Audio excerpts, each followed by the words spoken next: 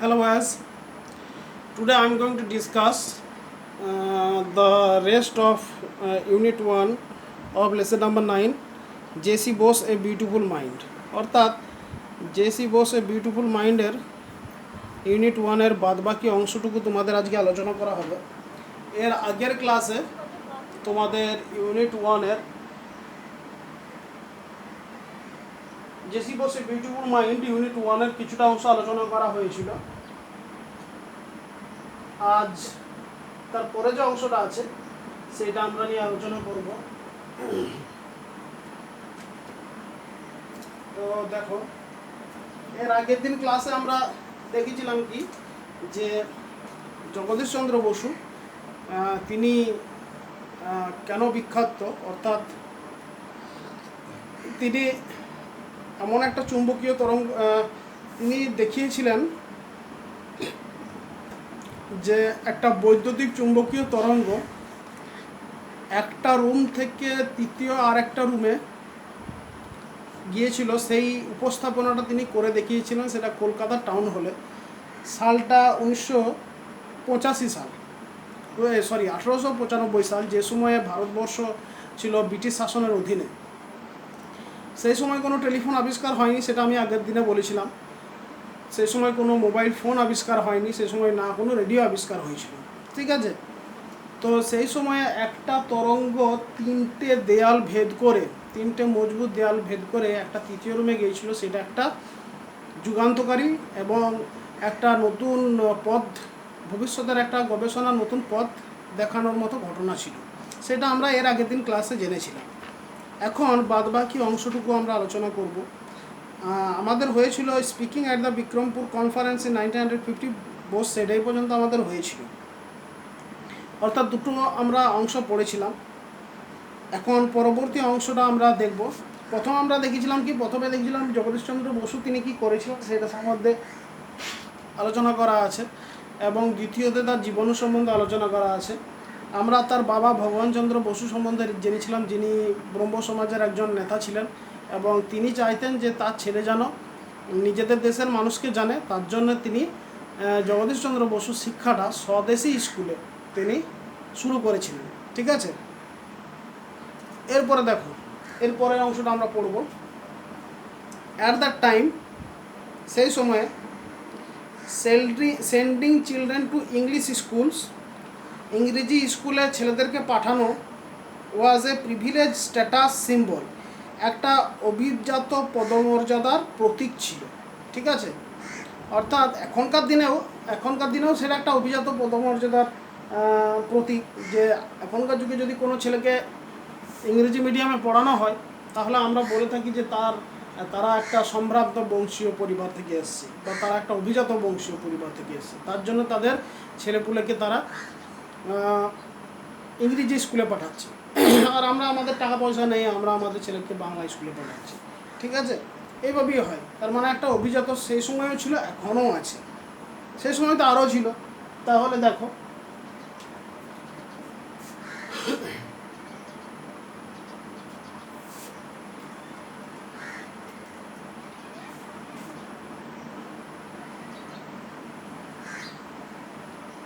Privileged অর্থাৎ অভিজাত,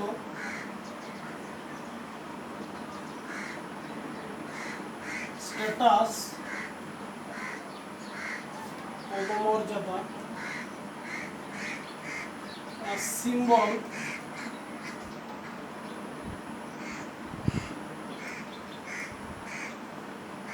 অর্থাৎ প্রতীক। অর্থাৎ সেই সময় ছেলেদেরকে ইংরেজি স্কুলে পাঠানো ছিল একটা অভিজাত পদমর্যাদার প্রতীক, অর্থাৎ তখন আমরা বলতাম যে তারা একটা অভিজাত পরিবার।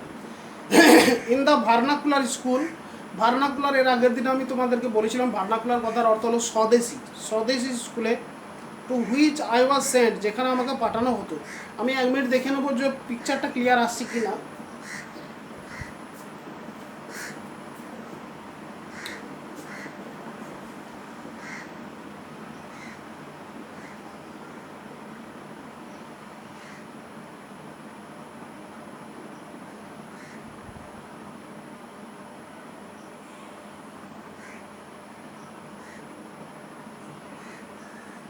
সম্পূর্ণ তো ক্লিয়ার আসছে না, তবু যেটুকুই আসছে তোমরা বুঝতে পারবে।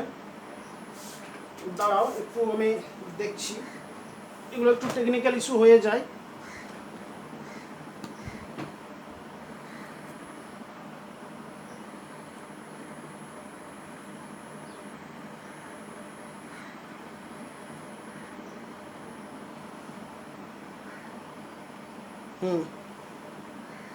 এখন অনেকটাই ক্লিয়ার।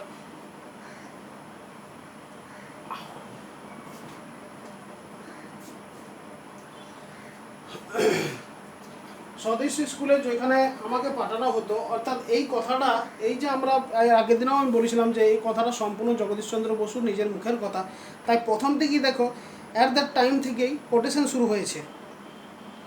আই ওয়াজ সেন্ট, যে স্কুলে আমাকে পাঠানো হতো, the son of Muslim attendant, son of the Muslim attendant of my father, অর্থাৎ আমার বাবার মুসলিম চাকরের ছেলে। অ্যাটেন্ডেন্ট অর্থাৎ ভৃত্য, ঠিক আছে, অর্থাৎ সে চাকরই হলো।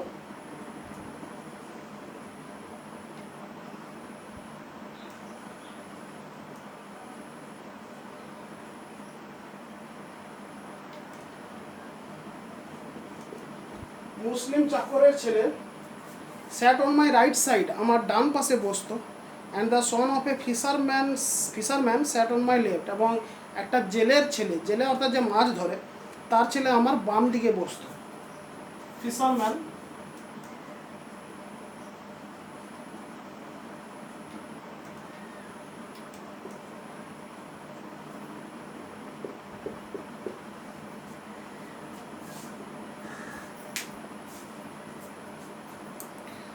দে ওয়ার মাই প্লেমেটস, তারা ছিল আমার খেলার সঙ্গী। I listened spellbound to their stories of birds, animals and aquatic creatures. I listen, আমি শুনতাম, স্পেলবাউন্ড অর্থাৎ সম্মোহিত হয়ে, মন্ত্রমুগ্ধ হয়ে, অর্থাৎ গভীর মনোযোগ দিয়ে, ঠিক আছে। স্পেলবাউন্ড কথার অর্থ তাহলে বললাম সম্মোহিত হয়ে।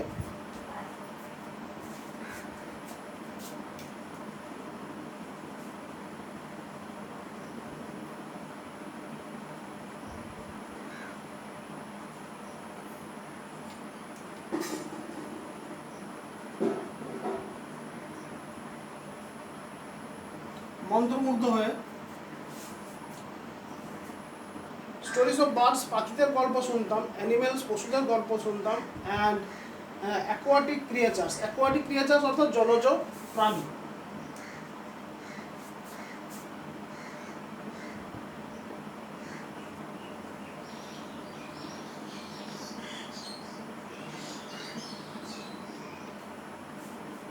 অর্থাৎ জলজ যে সমস্ত কীট পোকা মাকড় ছিল সেগুলোর আমি গল্প শুনতাম তাদের কাছ থেকে, ঠিক আছে। পারহ্যাপস, হয়তো, this stories created in my mind, হয়তো এই গল্পগুলোই আমার মনে সৃষ্টি করেছিল এ কিন ইন্টারেস্ট, একটা গভীর আগ্রহ, in investigating the working of nature, গভীর আগ্রহ সৃষ্টি করেছিল যে প্রকৃতির কাজের উপরে যেন আমি অনুসন্ধান করতে পারি। অর্থাৎ তাদের গল্পের দ্বারা অভিভূত হয়েই আমি কি করেছিলাম না, প্রকৃতির উপরে গবেষণা করেছিলাম। অর্থাৎ তাদের গল্পের দ্বারা মন্ত্রমুগ্ধ হয়ে তিনি প্রকৃতির গবেষণায় তিনি লিপ্ত হয়েছিলেন। এটাই ছিল হয়তো সম্ভবত কারণ, ঠিক আছে। কিন কথার অর্থ হলো গভীর, আর ইন্টারেস্ট মানে আগ্রহ, ঠিক আছে। কিন কথার অর্থ কি? গভীর।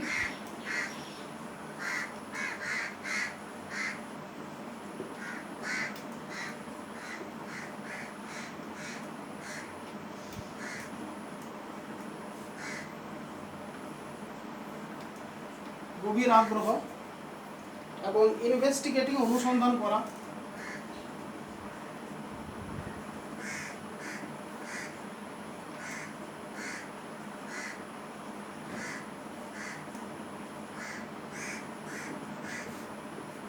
অনুসন্ধান অর্থাৎ প্রকৃতির ওপরে অনুসন্ধান করতে আমাকে তাদের গল্পগুলো অভিভূত করেছিল।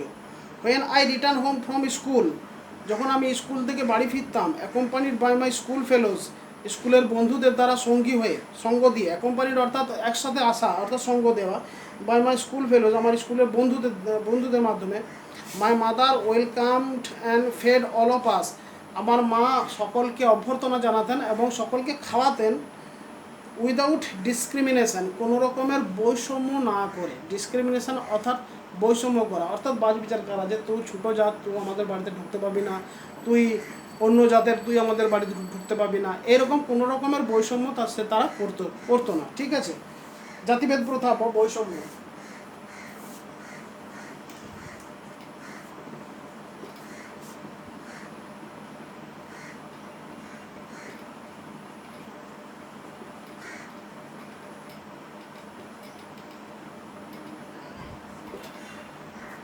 ওকে,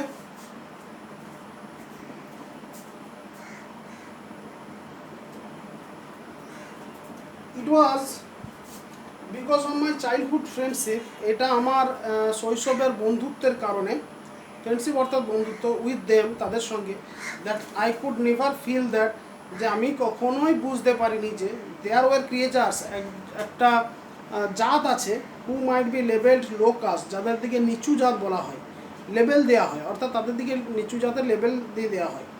আই নেভার রিয়েলাইজড, আমি কখনোই বুঝতে পারিনি দ্যাট যে দেয়ার এক্সিস্টেড এ প্রবলেম, যে তার একটা সমস্যা বর্তমান আছে, common to the two communities, দুটো সম্প্রদায়ের মধ্যে, হিন্দুজ অ্যান্ড মুসলিম, হিন্দু এবং মুসলিম দুটো সম্প্রদায়ের মধ্যে যে একটা সবসময়ের সমস্যা আছে, সেটা আমি কখনোই বুঝতে পারিনি, কারণ তাদের বন্ধুত্ব আমাকে খুবই গাঢ় বন্ধুত্ব ছিল, এবং আমরা কোনো রকমের কোনো বৈষম্য করতাম না, যে তুই মুসলিম ছেলে, তুই আমার পাশে বসিস না, আমাদের বাড়ি আসিস না, আমাদের বাড়িতে যদি চলে এসেছিস তো বেরিয়ে যা, এইটা আমরা কখনোই করতাম না। ঠিক আছে,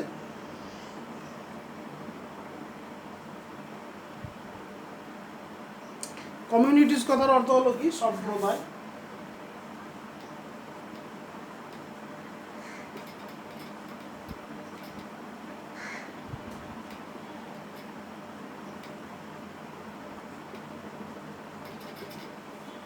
সম্প্রদায়, ঠিক আছে। ইন 1869, 1869 সালে, এরপরে এটা আমরা এই যে এতক্ষণ ধরে আমরা যেটা পড়লাম, সেটা বসু নিজের কথাটাই বলেছেন, তার জন্য দেখো গোটাটাই কোটেশন দেওয়া আছে। এরপরে যেটা পড়তে যাব, সেটা জগদীশচন্দ্র বসু সম্বন্ধে যিনি লিখেছেন তার বক্তব্য, অর্থাৎ সে তার জীবনীটাকে তুলে ধরছেন, বা তিনি তার জীবনীটাকে তুলে ধরছেন। ইন 1869, 1869 সালে Bose join Hare school, Basu Hare স্কুলে যোগদান করেছিল। অ্যান্ড 6 ইয়ার লেটার, এবং 6 বছর পরে, he was admitted to Saint Xavier's school in Calcutta, তিনি সেন্ট জেভিয়ার্স স্কুল কলকাতায় অ্যাডমিটেড হয়েছিলেন, অর্থাৎ তিনি সেখানে ভর্তি হয়েছিলেন পড়াশোনা করার জন্য। He pass the entrance examination, entrance examination কথার অর্থ হলো কি? এন্ট্রান্স মানে হচ্ছে প্রবেশ করা, আর এক্সামিনেশন মানে পরীক্ষা, অর্থাৎ এন্ট্রান্স এক্সামিনেশন কথার অর্থ তাহলে হলো প্রবেশিকা পরীক্ষা, অর্থাৎ যে পরীক্ষায় পাস করলে তবেই প্রবেশ করার বা সেই স্কুলে ভর্তি হওয়ার সুযোগ পাওয়া যায়। ঠিক আছে, এটাকে বলা হয় এন্ট্রান্স এক্সাম।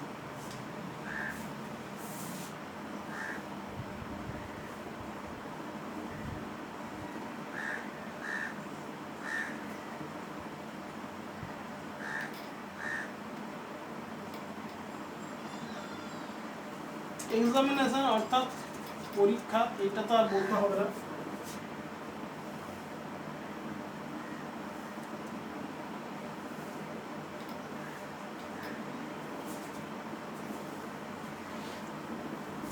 অ্যান্ড পাস, তিনি প্রবেশিকা পরীক্ষা পাসও করেছিলেন। And joint St Xavier's College of Kolkata, এবং কলকাতা সেন্ট জেভিয়ার্স কলেজে তিনি যোগদান করেছিলেন। ইট ওয়াজ হেয়ার, এটা ছিল সেখানে, that he came in contact with Jesuit father Eugene Lafont, যিনি জেসুইট ফাদার অর্থাৎ ইহুদি বাবা, জেসুইট অর্থাৎ ইহুদি বাবা ইউজিন লেফন্টের সঙ্গে তিনি মিলিত হয়েছিলেন। Who played a significant role, যিনি একটা গুরুত্বপূর্ণ প্লেড এ সিগনিফিক্যান্ট রোল, যে গুরুত্বপূর্ণ ভূমিকা পালন করেছিলেন, রোল অর্থাৎ ভূমিকা, ইন ডেভেলপিং হিজ ইন্টারেস্ট, তার আগ্রহ উন্নত করার জন্য, ইন ন্যাচারাল সায়েন্স, প্রকৃতি বিজ্ঞানে, অর্থাৎ প্রকৃতি বিজ্ঞানে তার আগ্রহটা বাড়াবার মূলে ফাদার ইউজিন লেফন্টের একটা গুরুত্বপূর্ণ ভূমিকা ছিল। ঠিক আছে, দেখো তাহলে সিগনিফিকেন্ট অর্থাৎ গুরুত্বপূর্ণ।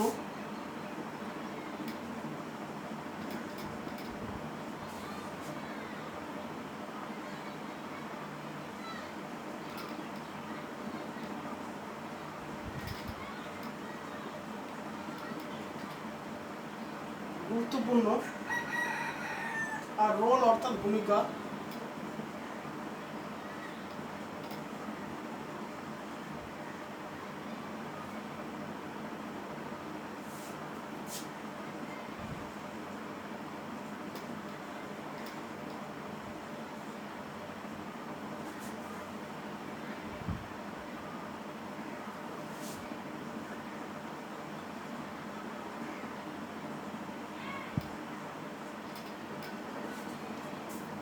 বিকাশ করতে বা উন্নত করতে, ঠিক আছে। লেটার, পরবর্তী সময়ে Bose went to England, Basu ইংল্যান্ডে গিয়েছিলেন and secured admission in Christ College এবং কেমব্রিজ, এবং তিনি ক্রাইস্ট কলেজ কেমব্রিজে তিনি ভর্তি হয়েছিলেন, ঠিক আছে। দেখো এই যে আমরা অংশটা পড়তে যাচ্ছি তার উচ্চতর শিক্ষা সম্বন্ধে আমরা জানছি যে তিনি কোথায় কোথায় তার উচ্চ শিক্ষাটা তিনি গ্রহণ করেছিলেন। টু স্টাডি ন্যাচারাল সায়েন্স, প্রকৃতি বিজ্ঞান পড়ার জন্য। ইন 1884 সালে he receive the natural science tripos, তিনি গ্রহণ করেছিলেন natural science tripos from the university of Cambridge, কেমব্রিজের বিশ্ববিদ্যালয় থেকে তিনি ন্যাচারাল সায়েন্সের টিপোজ ডিগ্রি অর্জন করেছিলেন। And BSc degree from the university of London, এবং লন্ডনের ইউনিভার্সিটি থেকে ব্যাচেলার অফ সায়েন্স ডিগ্রিটা তিনি অর্জন করেছিলেন, ঠিক আছে। দ্য ফলোয়িং ইয়ার, তার পরের বছরে অর্থাৎ 1985 সালে, পরের বছর অর্থাৎ তাহলে 1985 সাল, Bose joint Presidency college, Bose Presidency কলেজে যোগদান করেছিলেন অ্যাজ অফিসিয়েটিং প্রফেসর অফ ফিজিক্স, ফিজিক্সের একটা অস্থায়ী প্রফেসর বা অধ্যাপক হিসেবে। অস্থায়ী মানে কি, সে স্থায়ী নয়, চিরদিন থাকবে না, অর্থাৎ যে কোনো সময় সে চলে যেতে পারে বা ছাড়িয়ে দেওয়া হতে পারে, এটাকে বলা হয় অস্থায়ী, অফিসিয়েটিং, ঠিক আছে। অফিসিয়েটিং অর্থাৎ অস্থায়ী।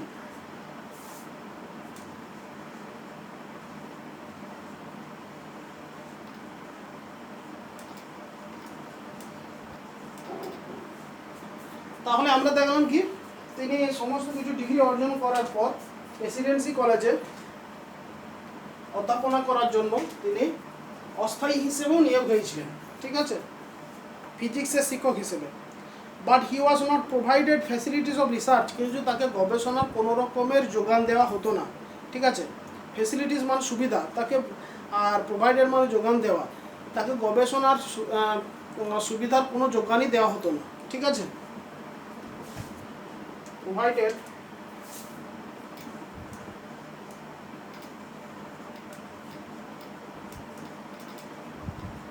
যোগান দেওয়া, সে যে গবেষণা করবে তার জন্য কোনো মাল মেটেরিয়ালসের যোগান তাকে দেওয়া হতো না, কারণ সেই সময় কী ছিল, সেই সময় ভারতটা ব্রিটিশদের অধীনে ছিল, তারা ব্রিটিশরা যেটা চাইতো সেটাই হতো, ইউরোপীয় যে সমস্ত অধ্যাপকগুলো ছিল তাদের দিকে বেশি সুবিধা দেওয়া হতো। He was also offered lower salary, এমনকি তাকে খুবই কম মাইনে দেওয়া হতো দেন হিজ ইউরোপিয়ান কলিগস, তার ইউরোপের সহকর্মীদের থেকে, অর্থাৎ ইউরোপের যে সমস্ত সহকর্মীগুলো ছিল যারা বিভিন্ন বিষয়ে শিক্ষক ছিলেন তাদের থেকেও তাকে কম মাইনে দেওয়া হতো। কলিগস অর্থ হলো সহকর্মী।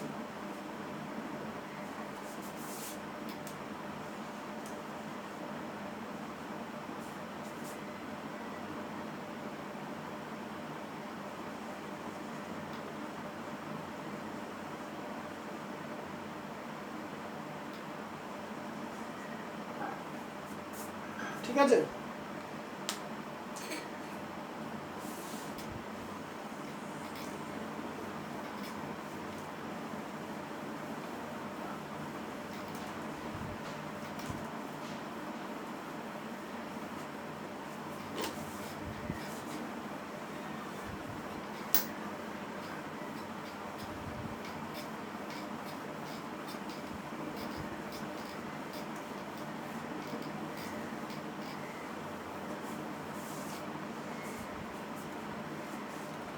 Bose had a remarkable sense of self respect. বোসের একটা উল্লেখযোগ্য আত্মমর্যাদা ছিল, আত্মমর্যাদার জ্ঞান ছিল।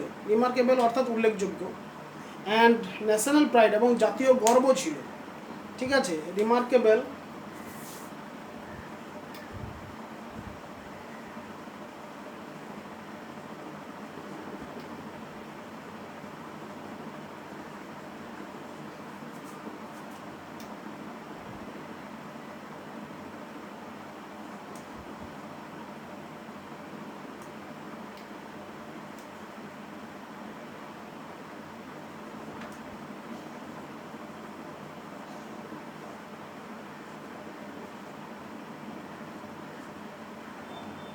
Self respect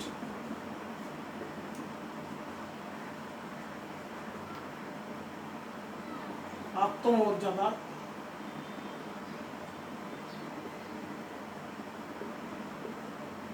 and national pride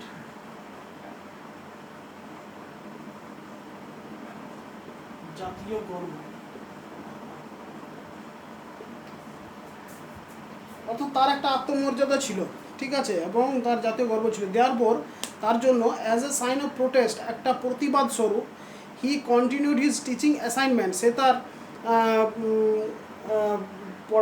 পড়ানোর কাজ তিনি চালিয়ে গিয়েছিলেন ফর 3 ইয়ার্স, 3 বছর ধরে, উইদাউট অ্যাকসেপ্টিং হিজ স্যালারি, তার কোনো রকমের মাইনে বা স্যালারি না নিয়ে, তার কোনো রকমের বেতন না নিয়ে তিনি 3 বছর ধরে তিনি কী করেছিলেন, তার পড়ানো চালিয়ে গিয়েছিলেন। ঠিক আছে, অ্যাসাইনমেন্ট অর্থাৎ আরোপিত কাজ, আর প্রোটেস্ট অর্থাৎ প্রতিবাদ।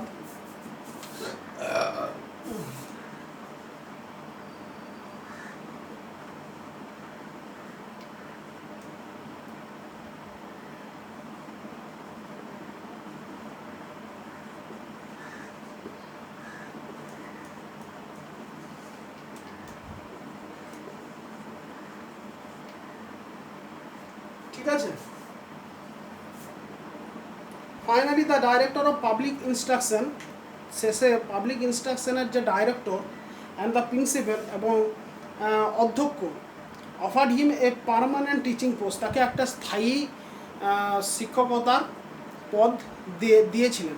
অর্থাৎ তাকে তো প্রথমে অস্থায়ী হিসেবে নিয়োগ করা হয়েছিল, তাকে কোনো গবেষণা দেওয়া হতো না, গবেষণা কোনো ফেসিলিটি দেওয়া হতো না, তাই সে কী করেছিল, 3 বছর ধরে পড়িয়ে গিয়েছিল কিন্তু কোনো বেতন নেয়নি। এটা ছিল তার একটা প্রতিবাদ। ঠিক আছে, এবং শেষ পর্যন্ত কী করেছিল না, পাবলিক ইনস্ট্রাকশনের যে ডাইরেক্টর এবং প্রফেসর অর্থাৎ অধ্যক্ষ, সে কী করেছিল না, প্রিন্সিপাল তাকে একটা পার্মানেন্ট অর্থাৎ স্থায়ী তাকে শিক্ষকতার পদ তিনি দিয়েছিলেন। ঠিক আছে, প্রিন্সিপাল কথার অর্থ হলো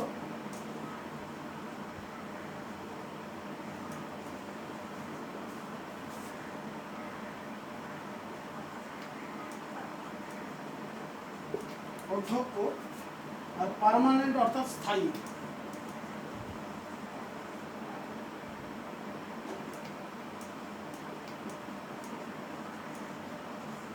তাহলে তোমাদের ইউনিট 1টা সম্পূর্ণরূপে শেষ হলো, তোমাদের ইউনিট 1টা সমগ্ররূপে বুঝিয়ে দেওয়া হলো 2টো ক্লাসের মাধ্যমে। এর আগের দিন একটা ক্লাস দিয়েছিলাম এবং আজকে এটা ইউনিট 1-এর শেষ ক্লাস।